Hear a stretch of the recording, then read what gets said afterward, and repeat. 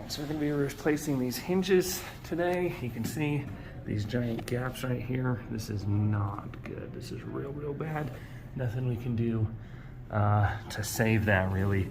Hinge doctor re-swedging the hinge, that's not really it. It's completely blown out and worn out.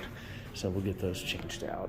Alright, so we got all the hinges replaced on both inner and outer doors. There's no more dragging. You can see when it comes shut, there's no hesitation, dragging, and you can see daylight all the way underneath. That is what we're looking for. They're actually black hinges as well. We got these done too.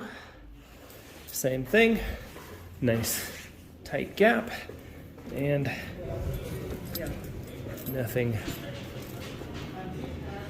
is dragging, and all the hinges are replaced with a darker color that much matches the system better.